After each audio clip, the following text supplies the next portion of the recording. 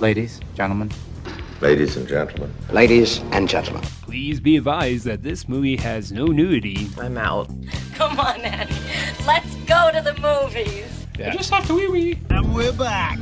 Just like the Five Musketeers. What the hell am I looking at? A country where culture means pornography and slasher films. If you had these boobs, you'd be obsessed with them too. Very exciting, big event. Everybody's excited, huh? Last time I went to the pictures, I was looking at all the jiglins. And... We hope you'll make this a weekly visit. Bring the family. Bring your friends. She looked more like a beauty queen on a midnight scene. Shh.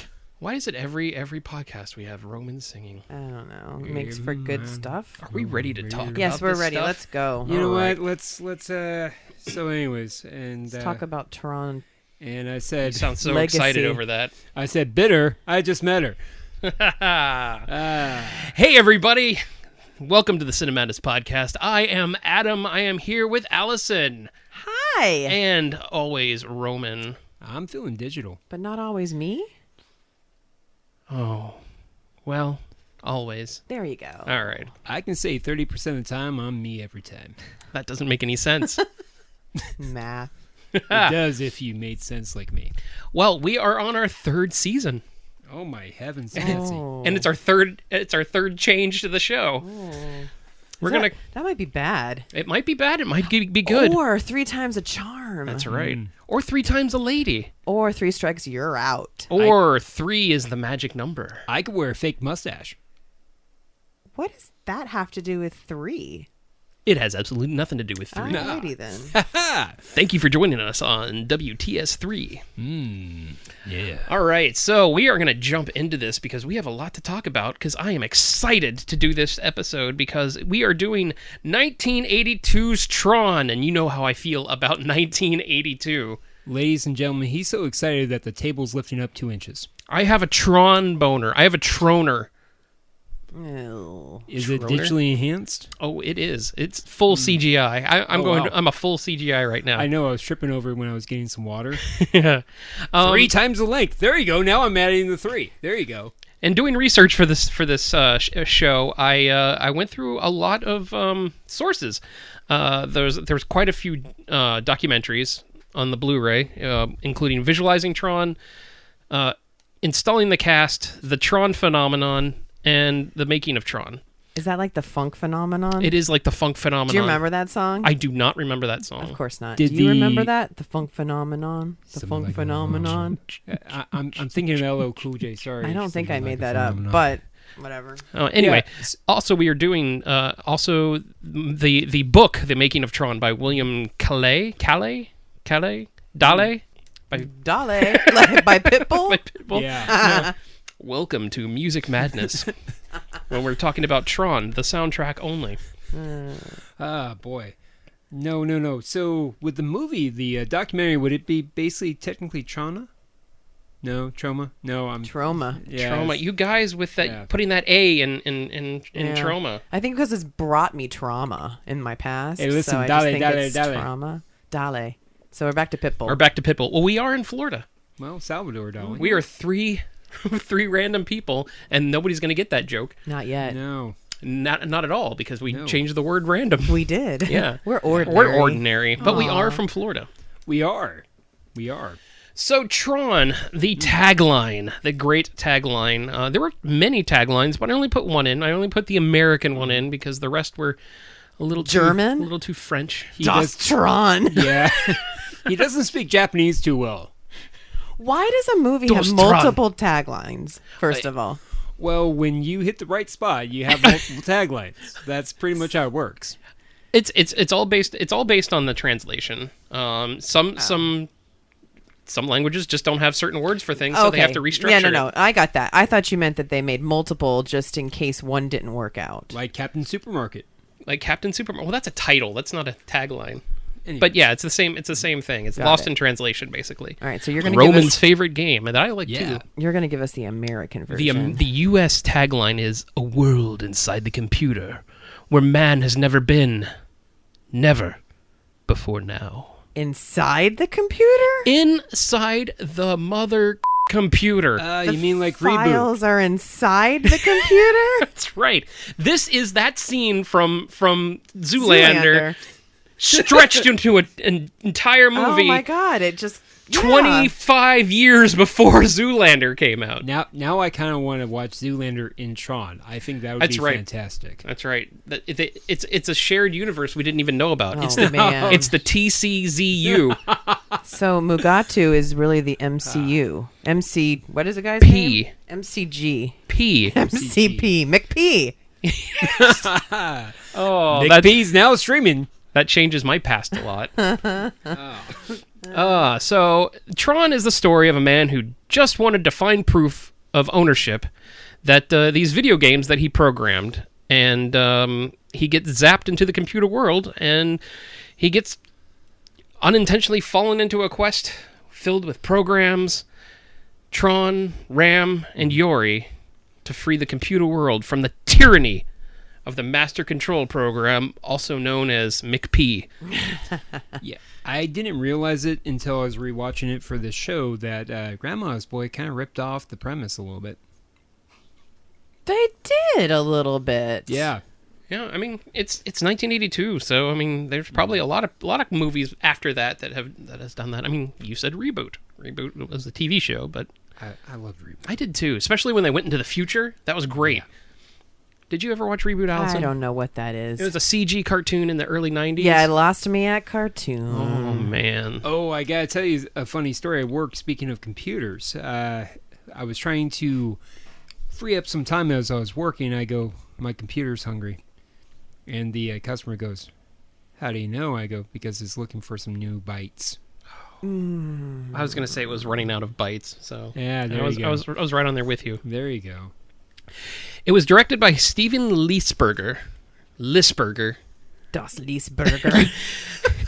Hi, welcome to the movie. I'm Tron. Das Tron! Oh, it must be animated! German Tron.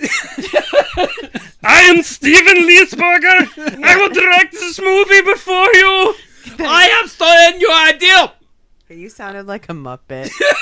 Well, I was going for Peter Sellers from Dr. Strangelove. Oh. Mein Führer! I can walk! That's one of my dad's favorite movies, and I never got it. One of Stanley Kubrick's best movies. Stanley Kubrick. Yeah, Lisberger this was his first movie. Before this, he only did cartoons and commercials, mostly known for those animated Animal Olympics shorts. Olympics. Do you remember that, Roman? I do. Oh, No. I'm not You're Roman. not Roman. No, he's not. He's better looking. No, I do not remember that. Actually. Okay, all I remember of that is like a camel and like a onesie, like a runner's onesie. I think you're thinking of the goat. No, I'm not, because I looked up Animal Olympics. Oh, okay. And there's a picture of a camel or a moose or a kangaroo or something with a track running onesie. Okay. I don't even know what that is that you just said. A goat? Drugs. You don't know what a goat is? No, I know what a goat is. Are Tom you Brady? saying that?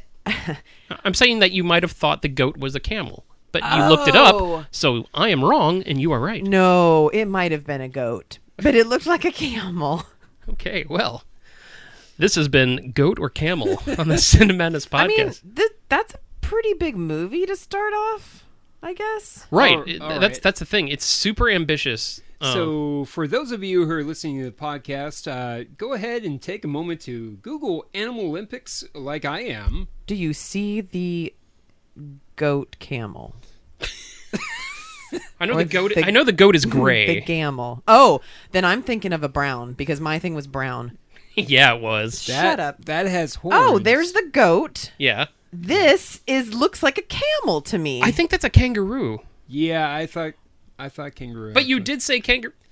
I did say kangaroo. There's a bunch of animals. Well, Yeah, it's the Animal Olympics. okay, got it. All right. Well, I have no interest in seeing that. So I just remembered a lot when I was a kid because it came out. It came out in '79, I think, for the 1980 Olympics, and that's all he did before this. And let's we'll get into how he got it and everything. So I'm just curious, did Leesburger get frustrated with Jeff Bridges and go, damn it, I can do it with a camel? He might have. No, actually, there was a lot of good vibes on the set. Lisberger was vibes. That's right. You would have liked him. He kept the good vibes going. Right. Lisberger was basically the dude. Oh, so Jeff Bridges. Jeff ripped that off. He probably did. I never even thought of that. He was very California, very laid back. Even though he was driven because he didn't have a license. Because he's German? No, he was driven. It was a dad joke for Roman. Yeah, I got it. Okay. It just wasn't funny. He was. Wow, man, yeah, he. And that's where I get cut off, folks. In fact, after he did Tron, I don't think he did a movie after this. Not because of how it was reacted to or anything. I just think he overworked himself because this was a big movie to make. And now what's ironic is he lives basically off the grid and also unironically off the grid, and he does woodworking. Lame. So he's the old guy who plays with his wood all day. Yes, He whittles. He has a yurt. A yurt. A yurt. Yeah, Shvorgenforgen. But he does have fond memories of Tron. It's not like he finished it and was like, I'm done with this movie. In fact, one of the documentaries was his son getting invited to the Disney archives, and him and Steve went through it, and they went back and looked at everything that was photographed for the first time in like 30 years, 40 years, and it was really cool. But this is Steve Lisberger. The movie stars Jeff Bridges and Bruce Boxleitner as the titular Tron, but it also has Cindy Morgan and the great character villain actor David Warner. Jeff Bridges was hot in this movie. He had the hair. Oh, yeah. I mean, yeah. I must have watched the wrong movie.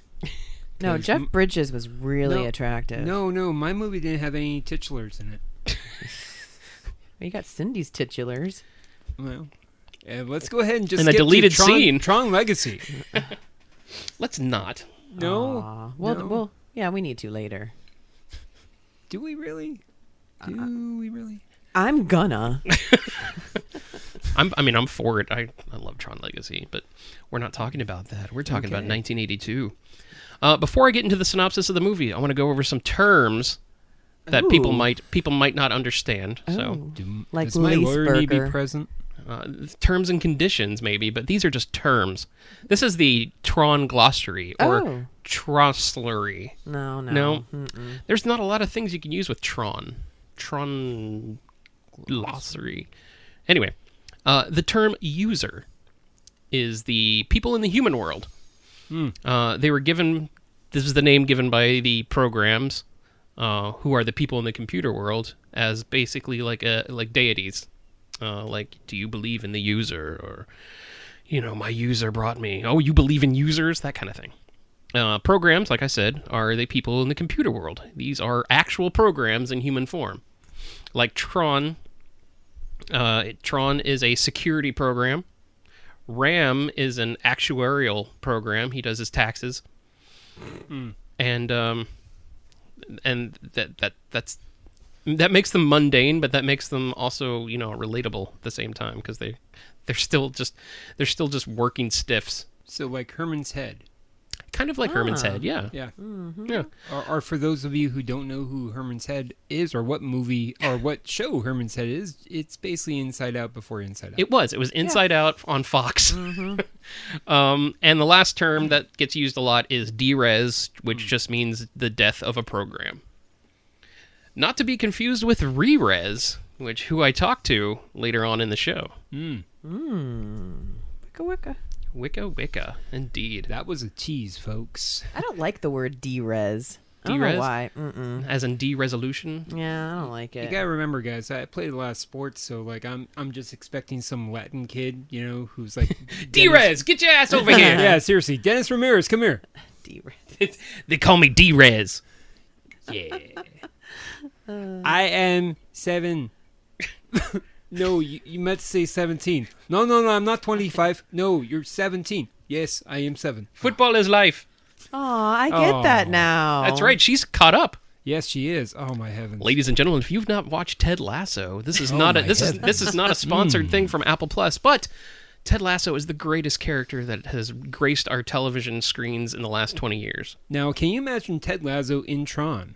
I can imagine Ted Lasso in Tron. Oh my God, they would de-res him because he would just talk their ear off. You know what? I know a good-looking guy who would talk his ear off and be really, really receptive and have good friends who lets him on the podcast. Okay? I know a good guy like that. Who is really, really good looking.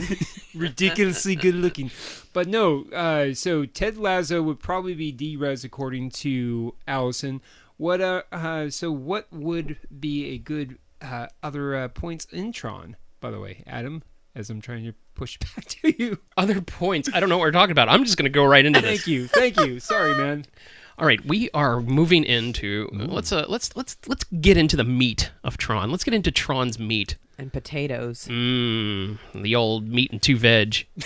All right. Well, the movie begins with Kevin Flynn, played by Jeff Bridges. So he's Irish. So we're talking Kevin Flynn! Are we talking about the movie Blown Away now? Why? You know, that wasn't a half bad movie. It wasn't. It wasn't the greatest movie. Tommy Lee Jones. But what does it have to do with Kevin or Flynn? Because he's Irish. Jeff Bridges plays an Irish firefighter. Yeah. Oh, okay. I don't remember that movie. Oh, but it's yeah, actually- top of the morning to you. I'm Kevin Flynn. Kevin Flynn! You know, it's funny you say that because they shot this movie on Disney Studio Lot 4, which was where they shot Darby O'Gill and the Little People. Yeah. Jen loves that movie, and I hated it. For context, that's her best friend Jen. Leprechauns scare me. Okay, anyways, go. I'm the leprechaun! Yeah, keep going. Kevin Flynn is hacking the NCOM mainframe, looking for evidence that he programmed some very popular video games that NCOM is making money on without giving him his cut. Bastard. Yes. Lots of kids playing with themselves. This new security program in the mainframe, the Master Control Program, or MCP, or McP, caught Flynn's program Clue. More Irish. Wait, pause. When I hear McP, what was Meatwad's character where he MCP pants. That's what I'm going to call this. See, now I'm just thinking McDowell's right now. The Big Mick. Exactly. Oh, rest in peace, Aqua Teen Hunger Force. Man, it lives on on HBO Max. Yeah, but what's with the goat's blood? The goat's blood? Yeah, Aqua Teen Hunger Force. Yeah. Was that the Danzig episode? Yeah. My favorite episode of all time. All right, sorry, McP. Mine is the one scrawled across Allison's tits right now. Don't say that word. Titular? Scrawled across. The Foreigner episode with the Foreigner belt. The Jukebox Hero one? Yeah, okay. You're a jukebox hero. You have stars in your eyes. Oh my God! Right. You're hot-blooded. Every single time I check into a hotel room, no matter where it is, it seems like after 1 o'clock, I somehow find Aqua Teen Hunger Force. No matter where I'm at, Costa Rica, Mexico, Puerto Rico, Utah. Just remember, dancing is forbidden. Seriously? Dancing is forbidden. Yes, I know. We appeared in the gym and we had a nice little line dance suddenly out of nowhere. Everyone was synchronized, so it was great. It was almost like we were in a program, though. Welcome back to talking about Aqua Teen Hunger Force with Cinema Madness crew. Sorry. I'll just call him McP. Yes. Go ahead, McP. McP caught Flynn's program Clue. Clue? Clue. What does Clue stand for? CLU. I don't know what it stands for. But he was resurrected in Tron Legacy. I know he was. Yeah.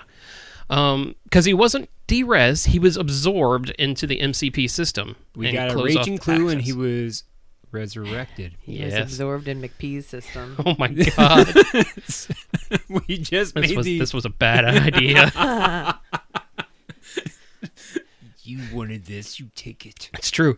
It's true. This is our new format. Love it or hate it. Well, that's actually the only two things you can do. Either love it or hate it. Meanwhile, the MCP is getting ambitious and showing off signs of wanting to control all computer systems all over the world. Okay. The president of the company, Dillinger, played by David Warner, seems wary, but is then blackmailed into complying. The MCP threatens to let the video game files go public to show that he's been stealing them. So Dillinger is at the mercy of McP of MCP pants. I think we should just do a remake of Tron, but have basically the rappers from Robin Hood Men in Tights talk about the film. Man, after watching that movie just recently, you're just all about Men in Tights. Huh? I really am. I really about am. those Men in Tights. Yeah, I really am. You know what? All about Carrie Elwes. I said hey. I said hey. I said hey nani nani, hey nani nani, And a hey Mick- nani Mick nani, P. and an MCP. Yeah. Check it out. That might be okay. Yeah. So, Flynn calls in a favor from his ex, Laura, played by Cindy Morgan. After she catches him, I didn't even put this here. She catches his program clue and recognizes that it's him. So she finds him and agrees to help him break into NCOM, where she works. And they sneak in to physically access the mainframe because he's been trying to hack in from his apartment above Flynn's arcade that he runs, hence the name Flynn. Yes, and the MCP catches on, or the McP catches on, as Flynn sits at the terminal, and he fires this gigantic laser that's facing the terminal for some reason. And he digitally scans him into the computer world. All I want is a frickin' laser to put me into the frickin' game. Why would you have a laser pointed at a game in the terminal? It's not a game. It's a terminal. Well, because clearly Stan Skolinski was trying to shrink everybody. That's not what his name was. No, Zelensky. I just watched that recently, so. Okay. Honey, I scanned the Flynn. No skin off my Flynn. Was this the scene where there was like this giant door and he opens it? It opens really slowly and he goes, "That's a big door." Yeah. Okay. They did that same scene, and I know we're going to talk about Tron Legacy later, but they did a lot of scenes exactly like the original with in the second one. I remember that scene. He's like, "That's a big door." Yeah, and I fanboy freaked out when he said that. I was like, "Of course you did." Funny story about that too, and I didn't put this in my notes. Cindy Morgan, when they were shooting that scene, they were shooting it at a live. It was a real laser bay. It was that gigantic laser was real, not the one they fired at him because that would just fry him. But it was a laser bay, and there was only certain areas where they could walk and stand because there was radioactive material everywhere. And Sidney Morgan didn't see one of the warnings and stepped out, and they're like, everyone that worked there's like, "Stop where you are. You're about to be irradiated." Oh, hell no. Oh, shit. And that kind of was like, okay, well, I'll do what you ask. That would not get past the union these days. Oh boy. Upon entering the computer world, Flynn is thrust into a totalitarian world ruled by McP, and is forced by his General Sark, this time played by David Warner, because everyone's changed their characters now because they're in the computer world. Ah.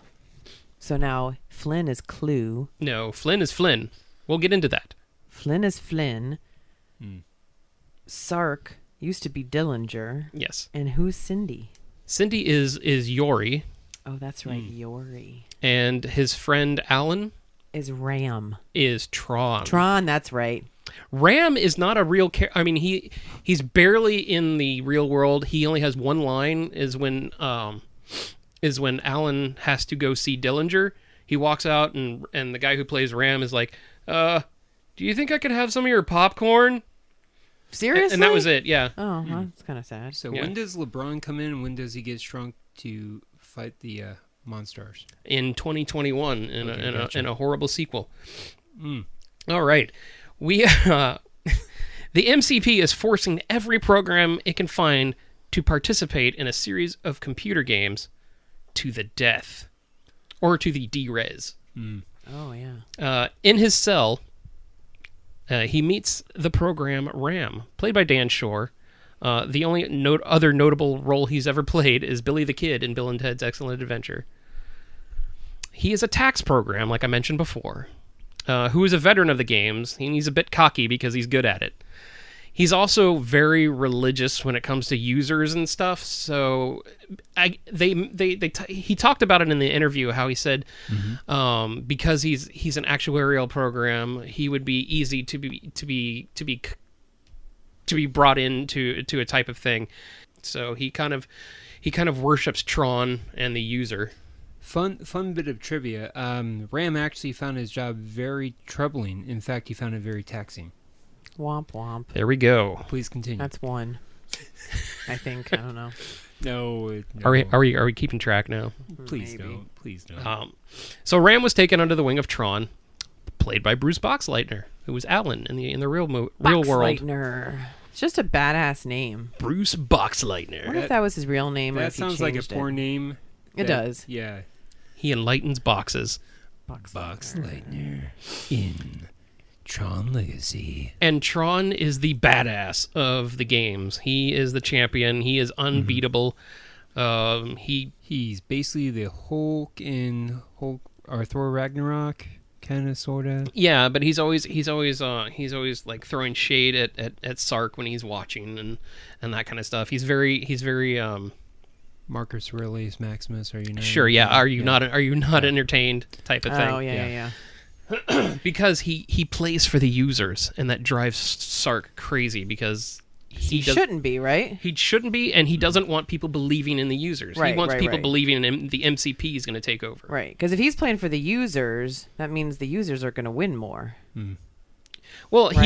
he doesn't want this religion, quote unquote, of the users to be taken over. He wants the MCP to he works for the MCP, who's basically a totalitarian leader who's saying there is no other god. I am your god. And the users are like the resistance type of believers. So he doesn't want to enable the users. Okay, gotcha. Enable users. He doesn't want to click the box. Boxleitner does. Boxleitner likes clicking boxes. Yes, yes. So Tron, Flynn, and Ram compete in games, including this one game where they use a highlight hook with a ball. I found that to be weird. I mean, because that's what you found weird. Yes, that. Well, I don't know. I didn't remember that game because you always just see the disc game, like the frisbees, and that's what they did in the second one, which obviously I'm way more familiar with. But the highlight thing is like, okay, that's kind of lame. Like nobody wants to play a highlight video game. But it wasn't really highlight. They just used the highlight. But it looked hooks. just like that. They also, like you said, the discs, but the most famous is the light cycles. Yeah. And it was in the light cycle arena during an accident where they found a way to escape the grid. Yes. Dun dun dun. So once they find freedom, Tron discloses that he has to reach an IO tower. IO standing for input output. Oh, another glossary item that you failed to mention. Another. Yeah, because I think earlier you didn't talk about what RAM was or something. No, RAM's a guy. Oh yeah, but that still stands for random access memory. Ooh, look at me remembering what I learned in computer class in 5th grade. Which was also Daft Punk's last album, who did the soundtrack to Tron Legacy, which is the sequel to Tron the movie. That's right, folks. We're going to grab you a towel because we just bust some knowledge on your face. So Tron needs to reach this IO tower so he can make contact with his user, Alan. Alan, what a lame name. Like Bruce Boxleitner, Tron, Flynn.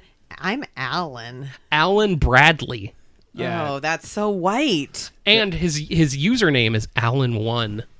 Oh my god, how lame. I bet you his password's like 1234. Or password 1. Yeah, Alan. Hi, I'm Alan. I am here to free the programs. I am the champion. I'm Alan Bradley. I have a feeling that Alan's character was basically a insertion of the producers. It's like, all this weird stuff? No, you gotta have one normal name. One normal name. Yeah, that's true. Yeah. Alan. All right, fine. Just one. Alan. Literally, he went alphabetical order. Hold on. Alan. Alan, that's the first one. Adam, no. Everyone hates the name Adam. No one likes that There's name. way too many Adams. Seriously. Aaron? No.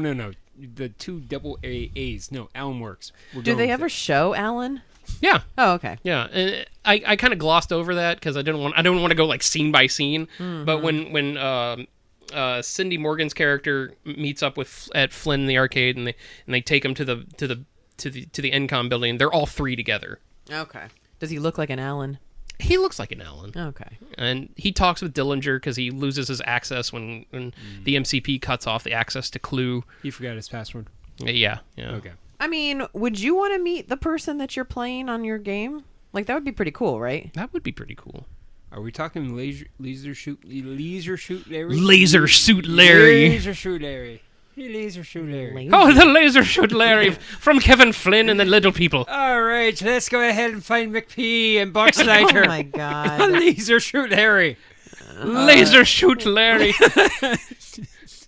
Forget it. Never Laser mind. Shooting Larry. Oh boy. Oh, yeah. Box Lightner. Lightner. So Tron needs to make contact with Alan so Alan can program him to give him the codes to take out the MCP. But as soon as they get to relax, they are found out and have to escape again. Find out by who? These recognizers, which are these cool flying things that look like T's. They've in Legacy. Oh yeah. Yeah. Those. Recognizers and tanks come after them, so they get back into the light cycles and they split up. There was this crash, and a tank almost goes over the edge, and they split up. And Flynn and Ram go one way, and Tron goes the other way. So they're messed up. And speaking of messed up, during the escape, there's an accident On the light cycle? on the light cycles, Oh. and Ram gets badly injured. He should have been wearing his seatbelt. Seatbelts for light cycles, now available on the MCP Online. They needed them. Don't worry, in the sequel, it gets recycled. Oh my god. Huh? That's another one. Yeah, you're welcome, folks. After being injured, Flynn drags him into a wrecked recognizer, and this is when Flynn... An erect An recognizer? erect recognizer. In a wrecked recognizer. Oh, okay. You gotta be careful about that. And this is when we find out Flynn has godlike powers because he is not a program, he is a user. Like Alan. Like Alan. Oh, like LeBron when he finds out that he can stretch in the game. Why'd you keep bringing up LeBron? Yeah, let's not bring up any Space Jam Is related. Space Jam anything like Tron? No. Oh, okay. Because I'm It's very in a confused. computer. I don't know. I didn't see the second one. I didn't even see the first Just, one. guys, I'll reenact it with hand puppets. It might actually be better. Ooh. Yeah. Ooh, hand puppets. Yeah. Anyways, no. So The bad news is we're the hand puppets. That's not good. Oh boy. Oh. So Oh boy. Flynn. Oh boy. Oh boy. That got dark very quickly. So Flynn has these godlike powers. He can touch things and change them. Into puppets. He's able to erect the recognizer. He's able to get it to fix itself, kind of. Okay. And he can change his color based on touching things. Like the blue guys are the good guys, Right.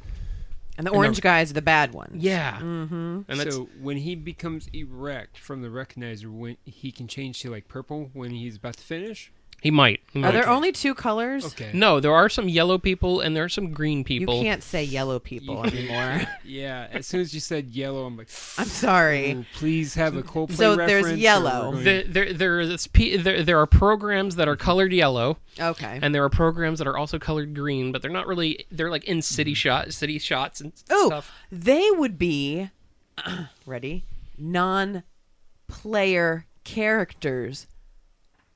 They would be NCPs or NPCs. NPCs. For the MCP. But aren't you guys proud of me for knowing a video game reference? Don't you live with a gamer? Yeah. I don't pay attention to games. I don't like Obviously any you of do. them. No. When her husband is in the back room playing with himself, she doesn't pay attention. Oh, I see. No, I learned that from my child's game. Oh. NPC. You live with 2 gamers. Oh, there you Eh. go. Well, me and my kid are actually playing Pong, but like with paddles. So, Ping pong? I don't think you can say that anymore. No? I think Yeah, you it's can. just table tennis now. It's ping pong, motherfucker. I can't say yellow people. You can't say ping pong. Or They as play call ping it- pong. Or as they call it in China, ping pong. Stop that. No, that's a quote from Balls of Fury. Okay, Yeah, that's- it was Balls of Fury. That was Yeah. Christopher Walken. That was a terrible Christopher Walken, but that was a terrible line. Oh, the whole thing is terrible. Oh, I but love it's that great. movie so much. I love ping pong. I'm going back for the Love Panda. Panda's dead. Love Panda's dead. So Flynn can manipulate code, and that makes Ram a believer in the users, like a full-on believer, not like just like, oh, they're here, but like I'm looking at one right now. Like the monkeys. I'm a believer. If you can't see this, but I just had my hands up, like, what are you talking about? I And then know. it just like clicked. I know. Yeah. And after Ram becomes a believer, like the monkeys or Shrek, he dereses, and that's a sad scene. Yes. So he saw her face, and then he's a believer Then he's a believer. without a trace. Belieber. Doubt. A doubt in my mind. Yep. So as this is going on, Tron finds himself in a city to find his, I guess, girlfriend, Yori. There was a scene cut out that kind of explains their relationship, but they don't do it in the theatrical cut. Wait, but Yori is Cindy's character. Yes. Oh, okay. A lot What of happens weird in names. the game stays in the game. That's right. Except for Alan. And Yori is ready to help him reach the MCP. So together they head to the IO Tower to reach Alan. Yay. So, Alan's like the princess waiting to So- be... question: is the IO Tower kind of like Google Pay or Apple Pay? Because IO. Oh my God. Oh, man. Yep. I hate you. Allison's coming with the actual knowledge. I'm coming with the dad jokes that aren't very good at all. I'm not coming up with a knowledge. I'm asking questions. No, you just said RAM, and you said Oh, that is Yeah. knowledge, but I thought that And was... you said NPCs. I thought that was NPC. common knowledge. It is for us nerds. Well, you should be proud of me because I'm not one of those. Well, you are now. Unless it's for certain things. yeah. A nerd for I don't know. You know Ryan Reynolds' measurements, for Pete's sake. For Pete's sake. Speaking of, what do you think of that new movie coming to Netflix? I'm all about it. Yeah. Yeah, with The Rock and Gal Gadot. Gal Gadot. Yes. Yeah. My wife just basically blew up in wife-gasms. It was great. I mean, yeah. Yeah. He's just going to be his typical ass self. Yeah. So. Which, he did in this last movie, which is Tron. I'm sorry, Free Guy. Tron? Because it's inside of a video game. Ah. See what I did there? Yeah. I'm not as good as you guys. Can I get that in writing? You got it on air. Damn it. Oh, it'll be edited. Okay. So they make contact with Tron at the IO Tower, and that's when he does his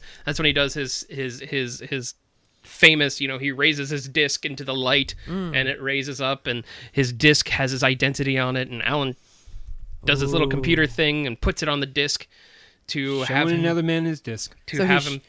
He shouldn't have done that. Why? He shouldn't have shown his identity because that's how Alan got into the system, or no? Well, no, Tron needed to do that. That's just a way of transferring data. Oh, okay. Or data, if you're correct. Did he ask for permission before transferring his data? He might have. Because if it's not consensual, that's Yeah, I didn't consent to seeing his disc. Ooh. Oh, high five. Oh, that was good. High five. Yes. My wife. Yes. Okay. Oh boy, that was. So if I took a picture, would you be offended by the disc pic? Ooh, yeah. No. Yeah. No. They can't all be winners. No, they Just can't. mine. They can't. No, that was good. Thanks. Yeah. Flynn rejoins them after Tron and Yuri hijacked this cool thing called the Solar Sailor. Solar Sailor is pretty cool. It's like the thing that Count Dooku escapes in Attack of the Clones. Yeah. Solar Sailor isn't a cool name, though. I think so. Okay. For 1982? They left all their creativity after they named Alan. I'm sorry. They're like, "Woof, we're done. Solar Sailor, it is." Hey. Bob, I'm. We're out of names. What do you got? Do you have something with an alliteration? Solar Sailor. Hey, Junior, come here. Yeah, Dad. Computer concourse. No. No, it doesn't. Graphic glider. No. Well, no. Solar Sailor. Ding, ding, Yeah. ding, ding, ding, ding. Let's go ahead and pull it. Really? Yeah. Yes. The kids will love it. Trust me. 30 years from now, 40 years from now, they're going to make a podcast talking about this very moment. You know, and it almost is 40 years because it came out in 1982, and we're coming up on 2022. Yep. Weren't you born in 1982? I was. Uh-oh. Christ. So, during their escape, Sark's command ship finds the Solar Sailor and destroys it, capturing Flynn and Yori and presumably killing Tron. So it sunk. I just see the scene in my head right now with Sailor Moon's theme song in the back of my mind playing over the actual scene. It's actually a pretty interesting image, folks, if you're there. I will not be there. No? You're thinking of Another Man's Disc? I am. I always have Another Man's Disc. I'm always thinking of Alan's disc. Oh my gosh. Yipes. Yeah. I got disc envy, not gonna lie.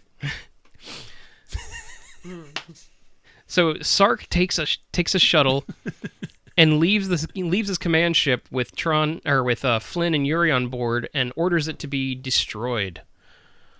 And it starts fading away. It's got this cool type thing that's going on, and it's just de-rezzing. Does it sound like we're on the Matterhorn and we're about to go down? I don't know. I've never been to Disneyland. Me either. Tell us more. But what does it sound like for you to go down? Oh, usually it's a lot of moaning and a little bit of adjusting. Moaning like heavy breathing, like guys, donkey. If that boy, no wonder Disneyland's been closed. Matterhorn sounds horrible. Matterhorn sounds like some bear porn going on.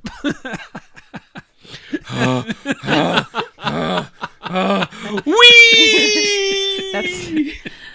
That's like the Country Bear Jamboree. Yeah, it is. Oh boy, that just takes it to another level. Oh, I've seen that movie, The Country Bear Jamboree. You got a pretty mouth. It actually wasn't that bad. Oh, there was a movie, wasn't there? Yeah, there was a movie. Yeah. Oh my I God. remember a good-looking guy posting that on our Facebook page, talking about Country Bear Jamboree one time. I don't know who that could be. Good-looking guy, 6'2", debonair smile. Alan. Yuri. So Tron. Ram. Alan. Yori. Seriously, Right? we're going to go with Alan. Yori. Okay. I don't know why you're looking at me like I just, called her something goofy. Go like ride the Yogi. solar cycle. Yori. The solar cycle's better than Sailor. It is. But there's too many cycles. There's light cycles. There's the day and night cycle. There's their Yori's cycle. Yori's monthly Yeah. cycle. Yeah. Yeah. She's the only girl in this movie. Well, She is the only girl in this movie. if it was on water, they could call it the semen train. Oh, choo-choo. Why a train? It should be alliteration. No. Trains Just because. don't go over water. Well, they do, but... Well, guys, think about it for a second. I'm thinking. I don't get it. Well, here, get it a little bit lower, and I'm sure you'll get it. Oh, a train. Oh. That's not nice. I'll make a movie. It'll be a coming attraction. Nice. That's Anyways. dirty. I don't like it. So using his powers, yes. Flynn keeps the capital or the command ship, quote unquote, alive until they can reach the IO tower to make their final confrontation with Sark and the MCP cone. The cone. Yes, and Now we'll get there's it. a cone. We'll get into that. Oh. When they reach them, wow. The MCP is attempting to absorb captive programs. Tron, who turns out to have survived, confronts Sark and critically injures him, which I'll talk about later because it's pretty damn cool. He critically injures him, prompting the MCP to give him all of his functions, and he grows like really tall, like Godzilla kaiju tall. Realizing that his ability to manipulate the mainframe might give Tron an opening, Flynn leaps into the beam of the master control program, which is now a cone. It's the spinning light thing, and they explained it that it was spinning so fast that, you know how when sometimes you look at it, like you look at a spinning wheel, and sometimes if it's going fast enough, it looks like it's not moving. Yeah, it's how it works. His face is spinning around, and then it kind of like measures up, and it's just this animated face, like Moses in South Park. That was the MCP cone. You don't remember that during the Jubilee? No, I remember. I'm just letting you hang yourself on this one. Okay. Yeah. You can actually summon it in the fractured but whole. Oh. Yes, which is a video South game. Park game. Yeah. Mm-hmm. Yes. He jumps into the MCP cone, turning it from red to blue.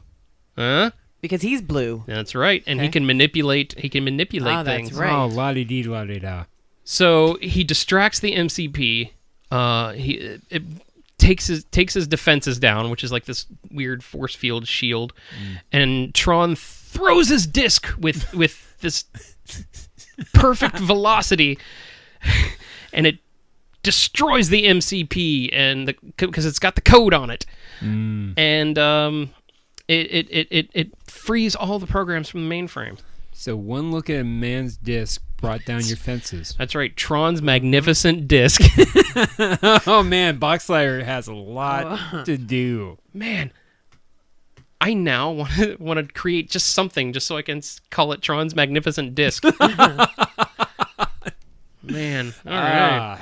You just made someone money on a T-shirt. Right. They're going to listen to a podcast in Florida going, that's a great idea. So after Tron This frees is your cousin Marvin? Cousin Marvin. After Tron frees everything, the whole world lights up because the world is free again, and all these new programs come back, and it's all happy, and it's it's a Disney ending because it's a Disney movie. Good disc can do that. A good disc can light up a room. It really can. It can fulfill you. And Flynn gets lasered back into reality, and as soon as he's there, he gets this random printout that shows that he owns all these programs. And then Dillinger's kicked out, and Flynn ends up owning the company of Encom, and they all hug. Did it come out like a fax in Back to the Future 2? It came out like a dot matrix printer, like in 1982. I wanted to come out like the fax and that said, "You're fired," but it said, "You own all of this." Does he sound like Cookie Monster? I don't know. You own all of these. Well, that just sounded Asian. That sounded Asian. Oh, a little cable guy for you. Oh boy. So that was that was basically Tron in a nutshell. With a disc. With Tron's magnificent disc.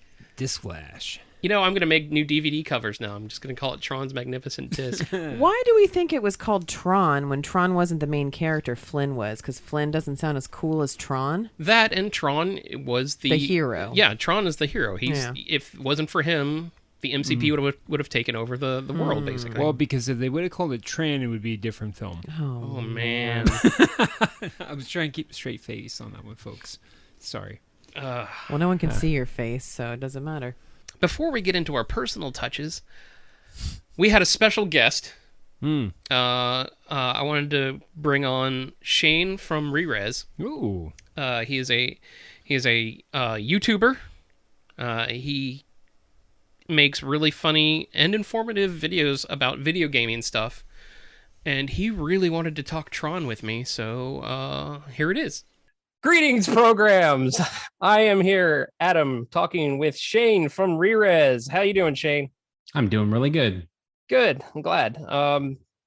Rerez is a channel that I discovered while in quarantine. It's only been about a year and a half that I've discovered your stuff, and I flew through your stuff like crazy. You basically kept me sane throughout quarantine, throughout being locked down. Well, I'm glad somebody was being kept sane by my insanity, but hey, that's good. Yes. Even the very insane videos you did about the Soldier Boy stuff and the wireless systems, those were fantastic videos. Yeah, those were a lot of fun to make. And it's funny because I do a lot of like pay attention to like I just want to focus on the positives of stuff, and your stuff is just fantastic, even when you're talking negative about things, because you want things to be good. When I watch your videos, you're just like you try so hard to look for the positives in everything, and that's really cool. You have almost 300,000 subscribers. That's ridiculous. We have 36. Just 36, not 36,000. We have 36 subscribers. How does that make you feel? Does that put pressure on you? I gotta be honest, I don't really think about it all that much. I never look at the numbers of subscribers. I'm always looking at the responses to videos, because the videos and how people are enjoying them, that's what's always been important. When I first started off Re-Res a while back, I couldn't get close friends and family to subscribe to it. Like it was the insane thing you were doing in your basement, right? Like no one really thought that was going to be a big deal or care about it. But yeah, it changed as time went on and it became something completely different. But yeah, for me, it's the first 100,000 was a big deal because they sent you the plaque. That was a big deal. But after that, it's not something I've been totally focusing on, because as far as I was concerned, I'm never going to hit 1 million. So I was like, whatever, I'll just be the guy that's above 100,000. Cool. And everything since then has just been gravy.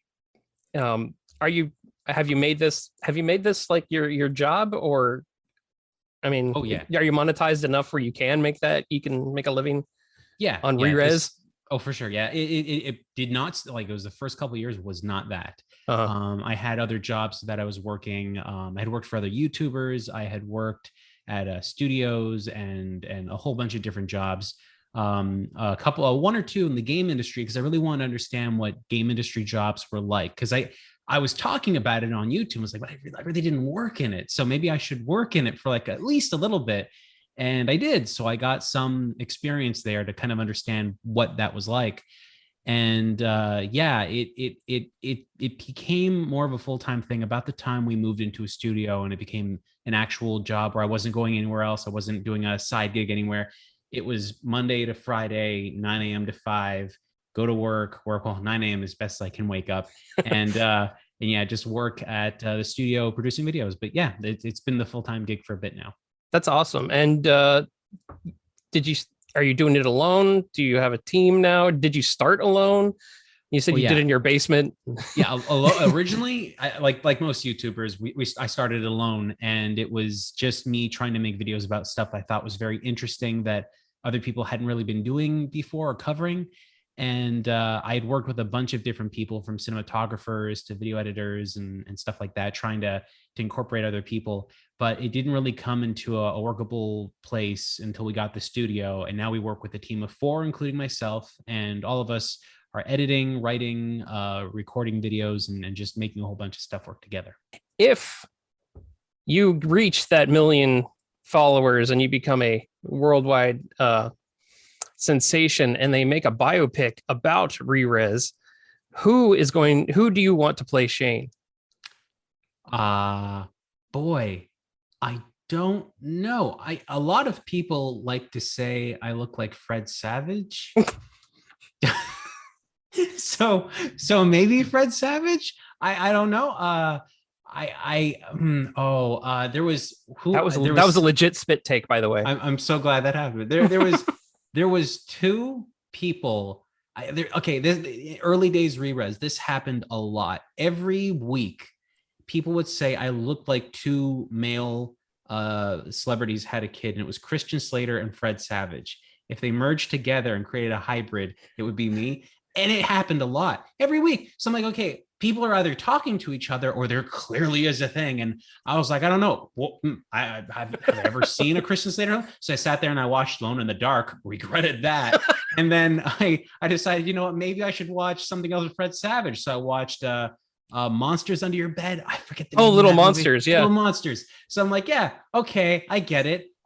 They just think I look weird, and that's really what it was. So that happened for a while. But yeah, it was. I don't know if somebody were to play me in a movie, I would hope that it would be somebody that conveys knowledge of video games well enough. That pretty much would be it.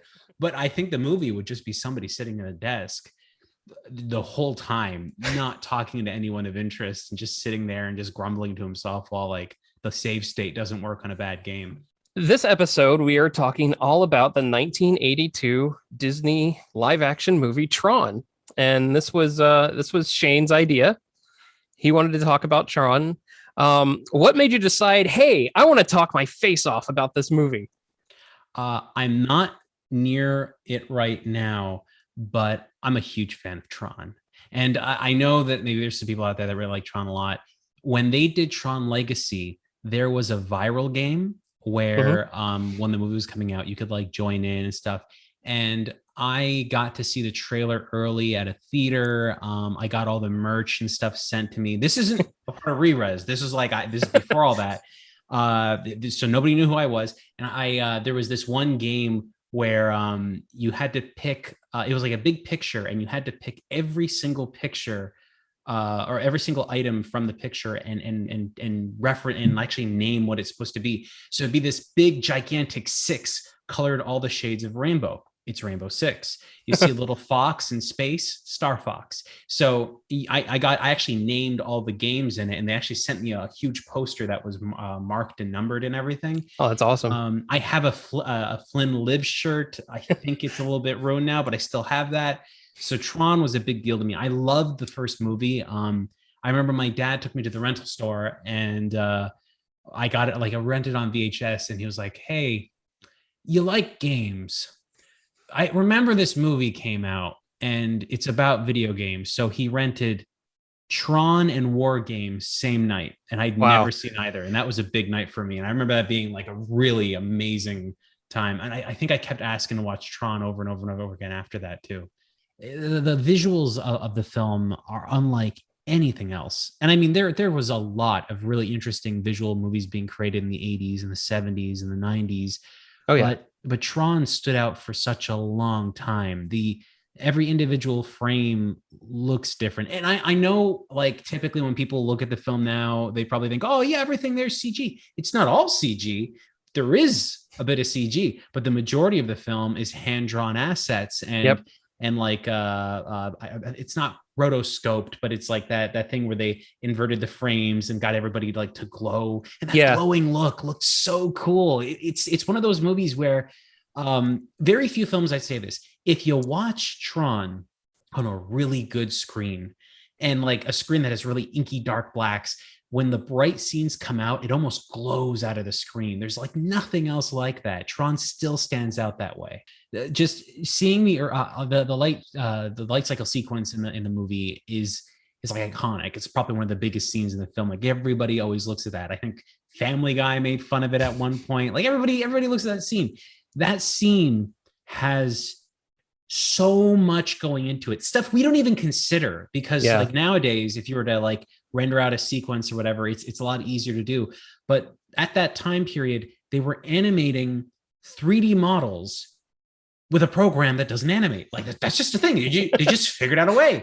And then they found a way to blend everything together and knew how every single shot would blend together and merge so it looks effortless, the entire sequence. And it's way more complicated than I think almost any scene from like Star Wars would be. And for that time period, it's remarkable. And I think that's why I like it so much, because it's a movie that should suck. It should suck from beginning to end. It should be a terrible movie that has poor graphics, poor representation, just everything about it, just bad.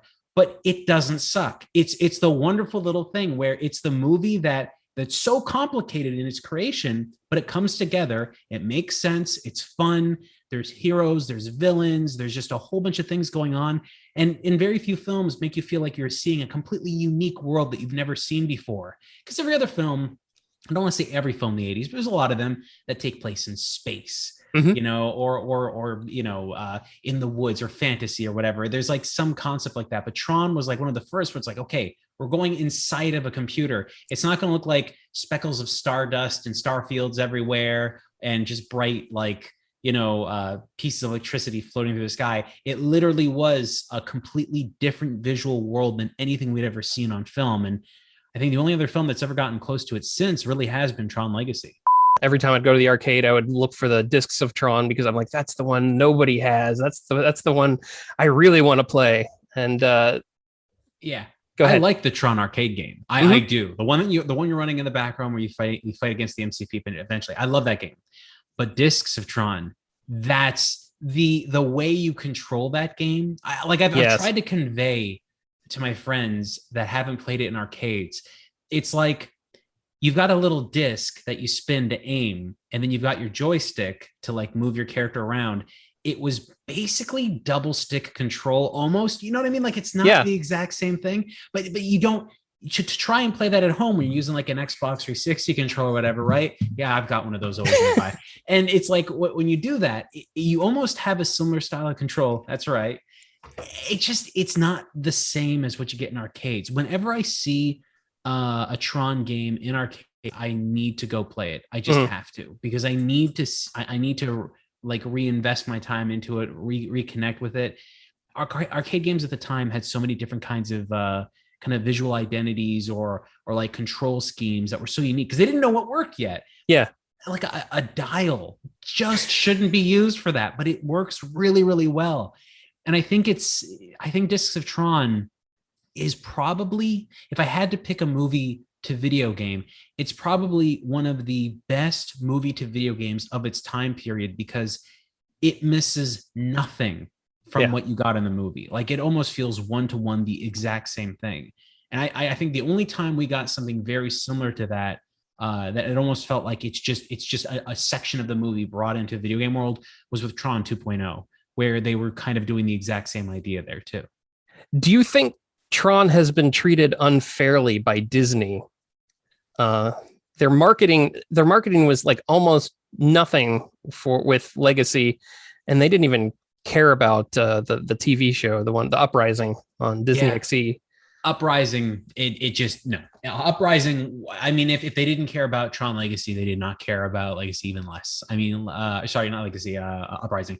Uprising had some neat ideas going into it. I only caught the first couple of episodes because it was so hard to watch here. We didn't have, I think it was Disney XL or XD. Yeah. XD, XL. There you go. See, I don't even know what that is. It was so hard. Uprising had some neat ideas to it. It seemed interesting enough.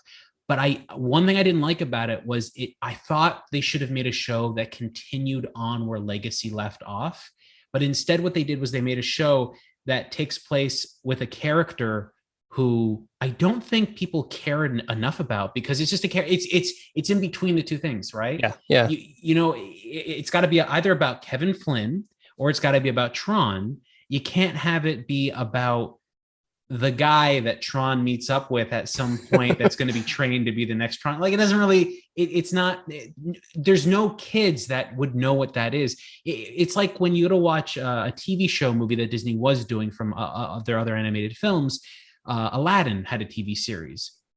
What was Aladdin like? Well, it focused on Aladdin. Like, you know what I mean? Like that's the whole point. So to see some of the main characters from the Tron movie not continue on in either direction was just weird to me. I did appreciate that they tried something, but when I saw Legacy, I really like Legacy. I know that there are people out there that tend not to like Legacy as much as the first movie. I think they really dislike not Kevin Flynn's character, but Clue. Clue. They tend to dislike Clue. I watched the trailer for that original movie again and again and again. Then when I saw it in theaters, it was a different Clue. Go watch the original trailer and then watch the movie, and they are completely different models. And I thought the one in the trailer looked better than the one that they used in the film. I don't know why they changed it. I think somebody might have complained at some point. I mean, that looks bad. Oh, we can fix it. And they tried to fix it. Like, no, go back. Like you did it wrong. And I think that's what I think happened at that point. I do believe that there's a lot of people that couldn't remove themselves from the digital effects that they were doing, because this was early days. We now have Marvel movies that are tossed out that have like young characters in it every 2 seconds. It's ridiculous. But at that point in time, there really wasn't anyone doing that kind of work to that extent. Right. So what they were trying was so revolutionary at the time. And I think people just focused on that a bit too much. And it will always confuse me because Clue is a digital entity. He didn't have to look realistic. He just had to look kind of like Kevin Flynn, but they went for the whole realism thing, which pushed some people away. It was so confusing to me with that. Yeah, and that seems to be the curse of Tron, is they try to do the most revolutionary things that they can, and it just doesn't get there for the audiences. Yeah. I think the next one's probably going to have like smell-o-vision, and then it's just going to be like, well, we got the smell to work, but all we could find was dog crap. So enjoy that for 2 hours, and then the next film's going to come out. I was like, well, we're going to try blueberry. Let's see if that works a little bit more. So I don't know. It's true. Each film tried to do something revolutionary and really different. And it felt like they don't get the credit they deserve for what they were attempting to do at the time period. It really does suck. You mentioned Tron 2.0. I remember standing in line for that. I was in a line for something else. Like it was a big release. And then there was like, oh, Tron 2.0 is coming out too. I'm like, I'm in line for this. It was like another Halo game or something. I don't know when it was coming out. But I'm just like, I'm in line for the Tron game, and I thoroughly enjoyed it. I thought it was a cool idea to make it a first-person game.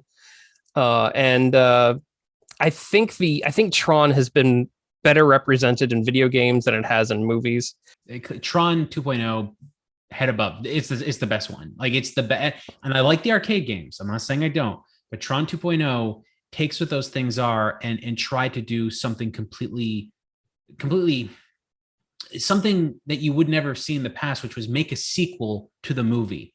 Mm-hmm. And I guess for those of you that never watched it or played it, Tron 2.0 is literally a sequel to the first movie that it's not the same story as the new film. So Tron 2.0 feels like, okay, I'm a fan of this movie. Where do I go from there? Because at that point in time, there was never going to be a sequel to Tron. Nobody was going to make that thing.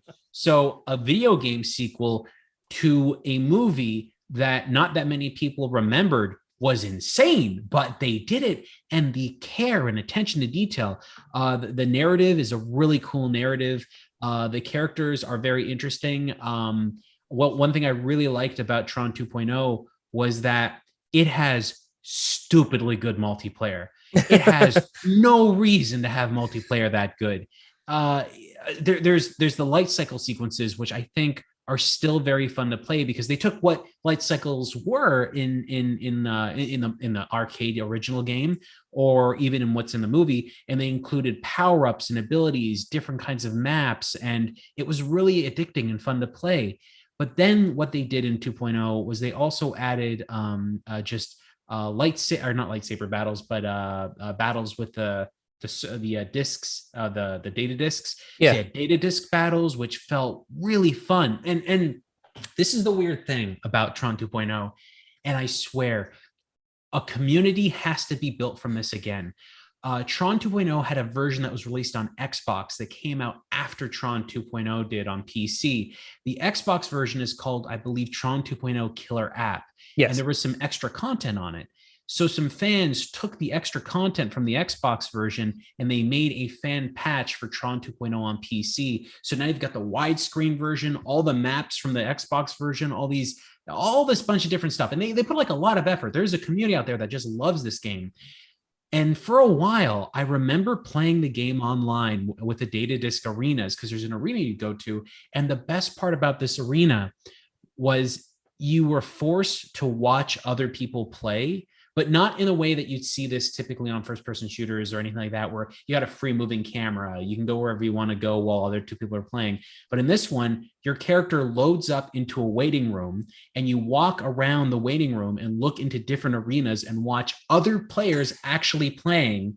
and you're seeing what their techniques are, and you're learning from that and going, okay, I know that person's going to do that. And then you get instantly spawned down to that arena, and then you fight. And it was this leaderboard. And instead of pushing tab or F1 on your keyboard, you just looked at the leaderboard because it was up there. It's an arena. It's an actual game arena. And I thought that was so great. Everything about that just felt cohesive and fun. And I loved what 2.0 was trying to do. But again, it's a movie video game sequel to a movie that very few people remember in the first place at the time period. And a lot of younger people at the time when that game came out simply were not aware of what Tron was. So it was a sequel called Tron 2.0 to a video game that never had a prequel. So you see that and you're like, man, I should play the first Tron before I play 2.0. And of course, they're never going to. So it created a weird feel there. But Monolith did a fantastic job with the game. They were coming off high from No One Lives Forever. So it was just really great to see what they had done. I think it's one of the greatest, most underserved video games of all time, much like the first movie. So it's one of those things where it really is. It's the curse of Tron. They do so many revolutionary, interesting things. Can't bring it back. Well, it's been awesome to talk to you about Tron. It's been awesome to talk to you. I've been trying to get a lot of my favorite YouTubers on for a while, and I can cross you off my list, or you can come back anytime and we could talk about other things. We could talk about Buckaroo Banzai. I just love to talk movies, especially movies from the 80s. I kind of like to talk horror, but it's not for everybody. I do like some films from the time period, but it's just I've never watched enough of them. Buckaroo Banzai I did watch. We did a video on the new one, and it was like the most obscure console ever, I think is what I called it, because I needed something. No one's going to click on a video called New One. So in that video, we were looking at all the DVDs that were released for the New One, like specific New One enhanced DVDs, and one of them was Buckaroo Banzai. I think I made a passing line where I said, who's going to buy a New One to watch Buckaroo Banzai? I'd never seen Buckaroo Banzai. The one line from any video I've ever regretted more is that line, because every Buckaroo Banzai fan, what do they call the fans in the movie? Because the Hong Kong Cavaliers, the Blue Blazers. That was it. The Blue Blazers. Every Blue Blazer came out from the wet works, and you're just like, oh yeah, what's wrong with you? That's a fantastic movie. It's like, I've never seen it. So I sat down, I watched it, fell in love with it. Yeah, of course. It's a great movie, but I didn't know it at the time. So it was just one of those things where it happened. And it was just insane to me that so many people love this film, which, you know what? Buckaroo Banzai is the Tron 2.0 of the movie world, because it legitimately is a sequel to a movie that doesn't have a prequel. That's one of those things. Yeah, it's been a pleasure. And have a great night, and have I'm glad you're getting back into your studio soon. I'm very happy to be back, and I hope to be making a lot more videos really, really soon. Well, it was great to have you. So have a good night, and end of line. He's very personable. He had a lot to say. You could tell he talked more about the video game, which obviously that's what he should do, because that's what he does on his YouTube channel. And I've never played the video game, so... You've never played the Tron video game? No. Not even as a child? No. You didn't get taken to the arcade as a child? Oh, no. No, I was a girly girl. I didn't go to the arcade. I'm sorry. So, I mean, I liked listening to it. He had some negative things to say about the movie. Mm-hmm. It's not a perfect film by any chance. No, not at all. But, no, I mean... one of my favorite quotes in the documentary In Search of Darkness was about I can't even remember the name of the movie they were talking about. It was a bad movie, and he said, if I can accept the fact that this movie has its flaws and still enjoy the movie, then I'm vindicated in watching it. And that's how I felt. That's how I feel with most of these movies that are not. They're not 100%, but I love them. Like Tron. How about you, Rowan? How'd you like the interview? I thought it was very compelling. I thought it was very enjoyable. Just the deep cuts into the video game were very awe-inspiring and very captivating. His takes on Tron 2.0 were very insightful, and in terms of the deep cuts that were part of the film, like the not the secondary character, but third character, essentially. Tertiary. Dude, I'm having trouble with Keegan McKee. Wow. Yeah, exactly. Just do a whole... Can't say tertiary, but you can... Or Keegan Michael Key. That's true. Yeah, there's about 70 names I can't say. At least. Yeah, exactly. I can't even say my own name. I'm the only guy that actually get pulled over for DUI for drinking water. Okay? Seriously. It makes sense. Yeah, exactly. But anyway, so... But his takes on 2.0 and how it is relative to the Tron movie were very interesting and made me have a deeper appreciation for Tron itself. For the record, I admire your love for Tron, and I admire Shane's love for Tron. And Shane, thank you so very much for joining the program, by the way. You're awesome.